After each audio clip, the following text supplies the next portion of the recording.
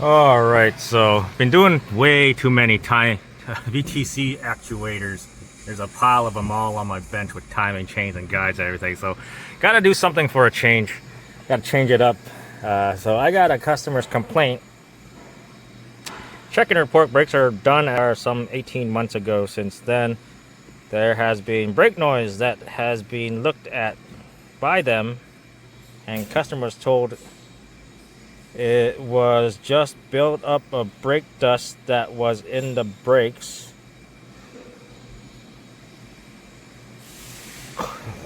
Brake clips and needed to be serviced. They have serviced the brakes, but they are still making noise. First of all, let me show you. You know those brake clips? They never installed them because it's missing there, right? And then missing there, because usually there's a spring that pushes up against it to release the pads from the rotors for like less drag. So those are missing.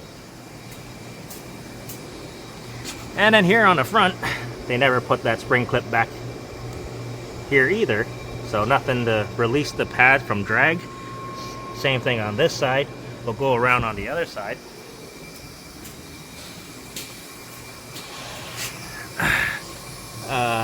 Nothing here. See? No spring there. And then no spring there. Same deal on the back. See, you can see the imprint of where the spring used to be. No spring there. So, they use some aftermarket pads. I think they're semi-metallic. I think they also threw rotors in, because I don't remember Honda rotors rusting like that. And it has a pretty deep groove. So Honda pads are pretty quiet because they're ceramic. So they're typically pretty quiet brake pads. So yeah, when you put aftermarket with aftermarket brake pads, semi-metallic, you're gonna get quite a bit of noise. And I'll show you. Just from moving back and forth in my bay with light brake applications.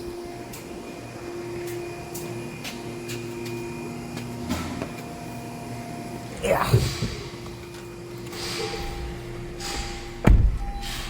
Okay. Gonna see how well this is gonna come up on video, just moving back and forth. I can hear the right side grinding. Typical of, yeah, you hear.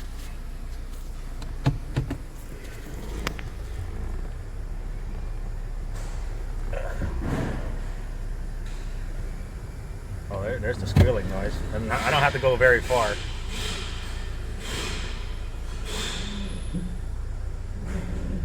You hear that? I don't know. And then on this side, the brakes are squealing.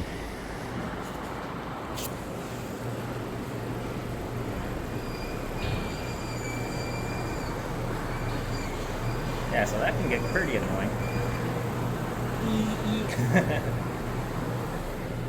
But yeah, so that is the customer's complaint. Anyways, I guess this could be maintenance. It's got a bunch of maintenance due on the dash. Get back onto my hoist here. So yeah, that's what we're doing today. Finally, something other than VTC actuators. All right, so I took the wheels off. Yeah, you can see the shininess of these rotors. Like, whenever I see that, I mean, they have semi-metallic pads and then aftermarket rotors. They didn't even put the screws back in, so come on. At least if you're gonna change the rotors, you at least put the screws back in, right? Oh, here's my piles of timing chains and VTC actuators and stuff from last time. Same thing on this side. You can see the shininess of the rotors. Didn't even put it in the same spot for the screws. Yeah. And then the rears are still OEM. They usually typically look like that. Yeah. Anyways, just thought I'd show you that. Ow. All right, so customer said just do it. She's been complaining about these noise, going back and forth with them, and nothing gets done. So She said, go ahead and do everything. Just to show you, Honda OEM rotors will be stamped Honda, and then they'll give you the minimum thickness, you know, and then the manufacturer date, and then I don't know what those numbers are for, but that's the OEM Honda rotors. Where your aftermarket ones will not have that. Oh, maybe turn on the light so you can see. Yeah. So you don't see them on aftermarket rotors. Just for your information. So these are aftermarket rotors. So we are going to be putting OEM rotors. Also, the rears are at 3mm. It was just recommended, so she said just do it. So waiting for rotors coming from another Honda dealership because we are out of stock.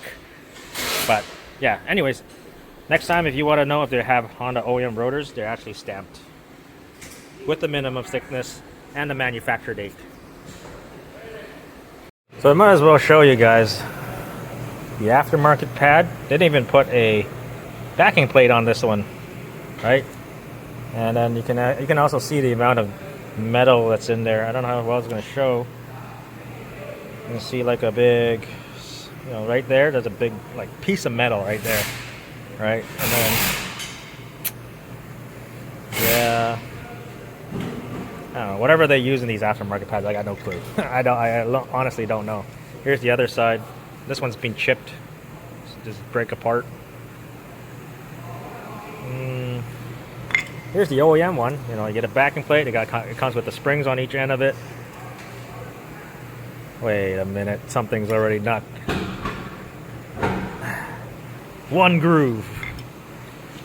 Two grooves. There's your difference. And if you're wondering what these grooves are for, they're literally for gassing. So when your brake pads get hot, they create a layer of gas in between the pad and the rotor, and this just helps it escape through these cracks. That way it helps prevent what you call brake fade, right? So those are what the grooves are for. Sometimes when they're, you know, caked with stuff, you just get your screwdriver and get rid of all the stuff in there. But these grooves are just to help prevent brake fade. So when these pads get hot and they start gassing, because, you know, when the contact between your pads and a rotor has a thin layer of gas in between of them, you get something called brake fade. And yeah, that's what they're for. I think they tried to drill that and then they just end up snapping it in there, or just left it and just left the rotors, but I think I can probably get this thing out, because looks like they drilled into it trying to get the screw out and then just never put the screw back in. So let me try and get this thing out here. It is moving. Okay, hold on. I gotta use both hands. All right, there you go. I got the thing out. So hopefully, threads are still okay in there, because we do keep spare retaining screws. I can re-tap that if I have to. Let me see if I can get it threaded. Nah, it's going crooked. I'm gonna re-thread that. Let me find the correct thread pitch. Nice, I got it.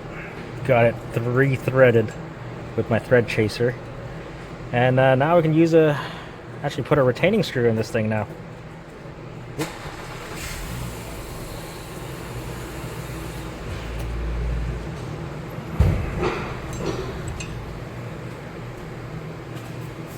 Just wiping it on my shirt. See if the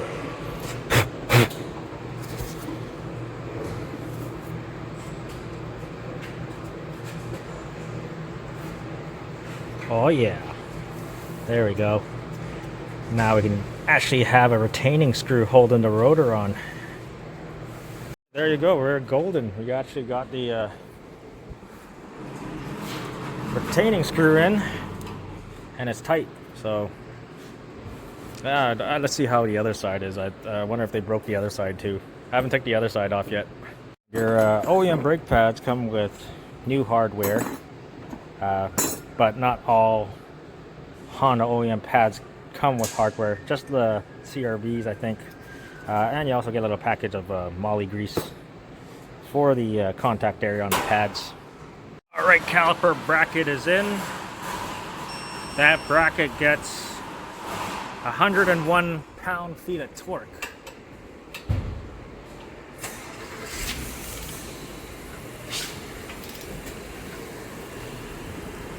That's one. Oh, here's the other one. Double check it.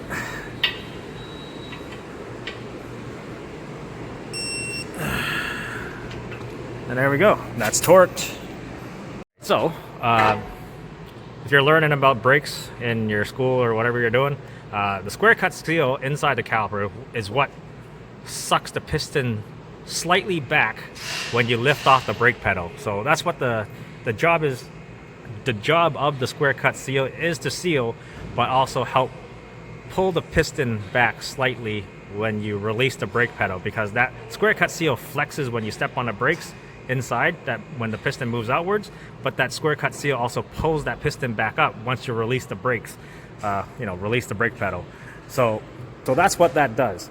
But with your pads, when you step on the brakes, they basically just stay where they are once you release the brakes. So with the springs on the pads, they help reduce drag on your brakes, which is, what the springs are for, I guess. I don't know how to explain it better than that, but with the other shop, they actually just removed all the springs because they were making noise, even though they had all the springs removed and it was still making noise. And also, a customer also says that it also makes noise while they are driving, even without braking. So it's just because you think it's the springs, it's not the springs. The springs' job is just to help release the pads, or just to help prevent drag, or help prevent it from dragging on the rotors. But yeah, anyways, so I'm going to put everything back together. I got to push this piston back in, then do the other side. If there's anything kind of special about the other side, I'll bring you guys, but it's basically the same as this side. Then I'm going to do the back, and I'm going to retract the electronic parking brake on it. Alright, so I found something interesting to show you guys. You know why I heard grinding noise on this side when I was driving it? They never put the hardware on this side. You can see where the pad's been sitting, right? They have the hardware on this side, right? You see those marks where the pad sits? You see the marks where the pad was sitting on this side? There's no hardware here for it to, you know what I mean? So they didn't even put that back. Nice. So how this boot is supposed to go, right? This part with the lip goes inside there, so it doesn't come out with the pin. Let me get this out first and show you. Okay, so this part of the boot is supposed to go inside a groove inside there, and that's how that boot for the slide pin is supposed to go. If you can get it in there by one hand. So that's on. See, that's how it's supposed to hold in, and then your slide pin goes in, and that's how it's supposed to go. Rotors finally came in. I can finally do them, but this thing has electronic parking brake, so I'm going to be using the Autel MD806 Pro. You can see on the back there, professional scan tool. Wow. I get people in the comments asking about this tool. I'm like, how do you? Does it just do this? Does it just do that? And I'm like, or somebody also had somebody ask me, like, how do you get to this screen? How do you get to that screen? And I'm like, are you even using the tool? Like, you'll find out when you use it, right? You don't have to ask me how to use it or how to get to some certain screens or that kind of stuff. You just use it, get used to it, and know how to use the tool. That's it. You don't have to ask me. And then somebody was like, "Oh, my tool doesn't work on 2016 and up." And I'm like, did you update the did you update the tool, or you gotta download it? Like, when you buy the tool, there's instructions on how to update this thing, and it comes with lifetime free updates. So you can, like, even when new cars come out, this thing will be constantly updated to the most, well, maybe not the most up to date, because I think it's a year behind. Especially when new cars come out, but it'll update once they have it on this thing. So Yeah, right now, just using it to retract the electronic parking brake. We are in. Go to adjustments, brake pad maintenance, press OK. Enter brake pad maintenance. Yep, press OK to start. I can hear the motors in the back whining.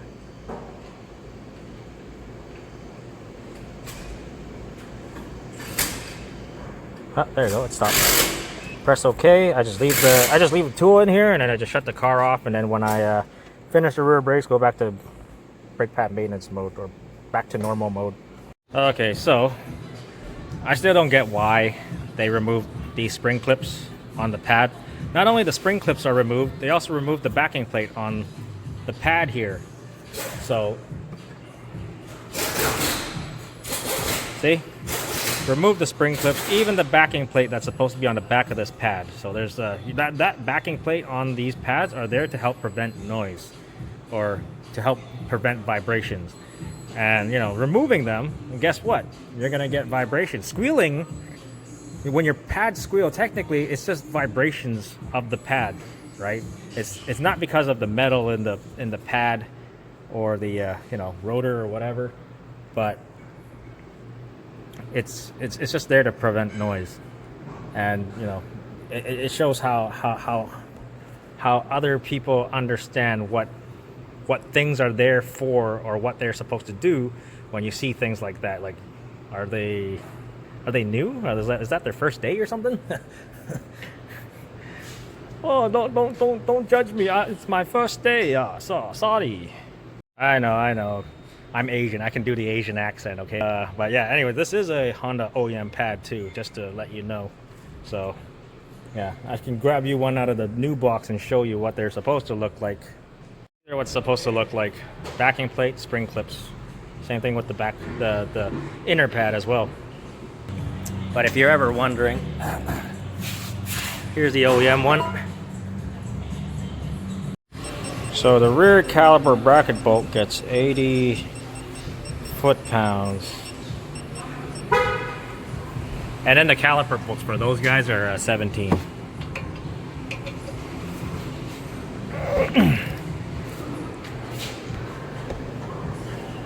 That's one.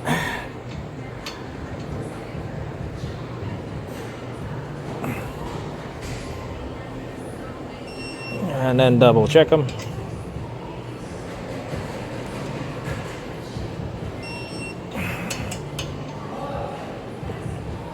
And that's it. I can stick the pads on. Okay, now I gotta take it out of maintenance mode. Back to normal mode.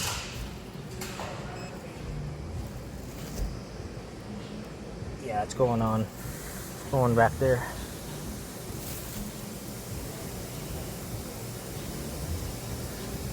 And it's done. Key off. Unplug the thing, and then we're done. So, yeah, front and rear brake job. Not too difficult when you don't have to do the extra stuff, I guess. So, anyways, I hope you guys enjoyed the video. Please leave a comment down below what you guys think. Give me a thumbs up and subscribe if you want to. And I'll see you next time.